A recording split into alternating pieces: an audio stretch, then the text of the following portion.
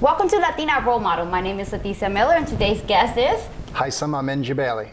Heissam's here to talk about his black and white event. Tell us a bit about the black and white event for those who haven't been there. Sure. Black and White Weekend was established in 2010, and basically it's a big adult dance party and networking event for all ages and all work backgrounds within Central Florida. And basically anyone locally or nationally or around the world is welcome to attend. Now, how long has it been around? We're actually working on our 11th year. Black and White Weekend, the 11th edition, which is a Hollywood theme, is scheduled to take place on Saturday, May 15, 2021. How did you personally get involved with this organization? So let's backtrack a little bit. 20 years ago, you may know, some of the members may already know, but for those that don't, at the age of 22 years old, I almost passed away with a near fatal case of pneumonia. The same pneumonia that a lot of individuals are having a tough time with the COVID virus. I was on my deathbed for 2 months, but luckily, with a lot of doctors and support of my family, I managed to survive that whole ordeal. When my final days before the final surgery that saved my life, basically I envisioned black and white colors. So that was in the year 2000. Fast forward 10 years later, when I made a full recovery mentally and physically, I started the Black and White Party, which is basically a small event bringing all my family and friends that supported me 10 years prior to show them my appreciation for them being there for me. And 11 years later, we're considered the largest black and white weekend for charity and wellness in the world. Over the last 11 years, we've done so much for the community and everyone in attendance. But to answer your question finally, the charity that we have chosen year over year is Base Camp Children's Cancer Foundation.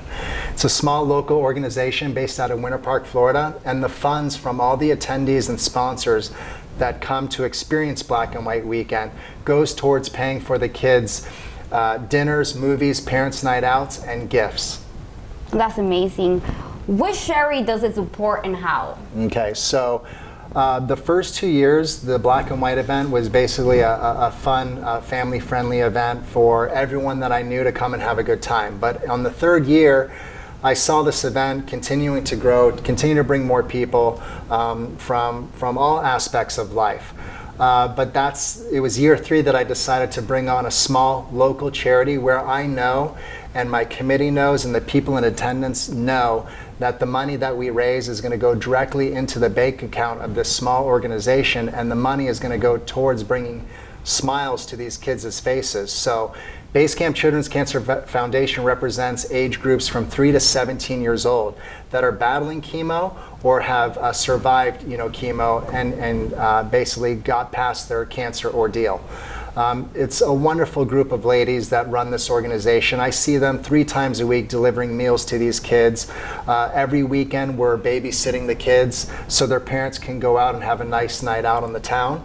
And that's just a small gist of all the things that Black and White Weekend encompasses and all the things that Black and White Weekend as a third-party event does for these kids battling cancer. Can people donate in other ways besides just money? Absolutely. So we have, aside from money, in-kind donations. So if people want to donate movies or gift cards, or they owned a restaurant and wanted to deliver food to these kids, or in this case, drop it off for the kids, we can get that approved as well. There's so many programs that they do that they look to people to support in non-financial ways. So that's the cool thing about supporting any charity. There's always a way to support them one way or another. How will you describe the event itself?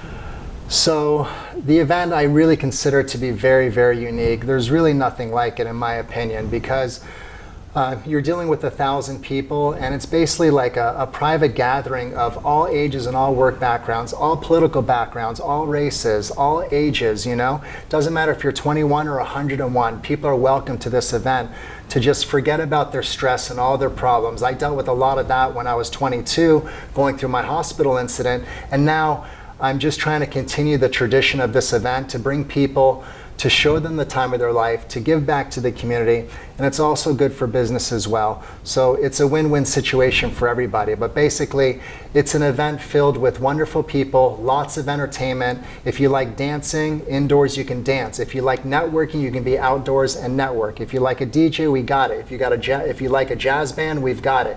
You name it, we got it. What's also unique about the event is it takes place inside of the Rosen Plaza Hotel.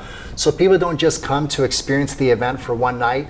People can make a vacation out of it and come as early as Friday and stay through Sunday. We involve the pool, we involve the venue, we involve the hotel rooms.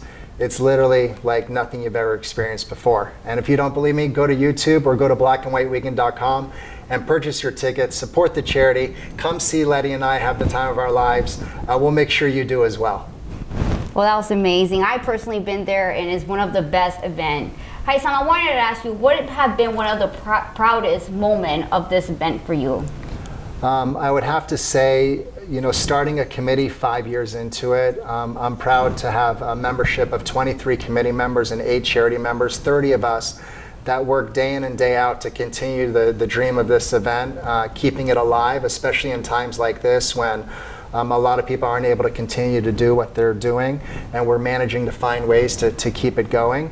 But the proudest moment would have to be the fact that we survived 10 years. Last year we celebrated our 10-year anniversary. That's amazing. Yeah, not just one, but both mayors gave us a proclamation announcing Black and White Weekend as an official base camp for Children's Cancer Foundation Day. So I feel like 10 years of hard work really paid off when we got those proclamations. And the fact that we have a date set for May 15, 2021, to be able to do this for an 11th year is also a proud moment of mine. Where do you see yourself in 5 years? Where do you see this event going? To be honest with you, we've brought this event to the forefront of the community, and we've done so much that we could do for the last 7 of the 11 years for Base Camp Children's Cancer Foundation. My hope is to continue the event as it has become year in and year out. If we can have 1,000 people and continue to give back to the charity every single day leading up to the event every single year for the next 5 years and beyond, that's enough to make all of us happy. What has been the hardest decision you have made in this organization? Or recently, especially with the COVID-19? Yeah, so the hardest decision would have to be, against our will, having to postpone the event. We thought things would get better by now. Obviously they haven't, but we're very fortunate to have the ticket holders and the sponsors continue to be behind us every step of the way. And I feel completely and utterly confident that on Saturday, May 15, 2021, one way or the other, we will pull this event off, no matter what.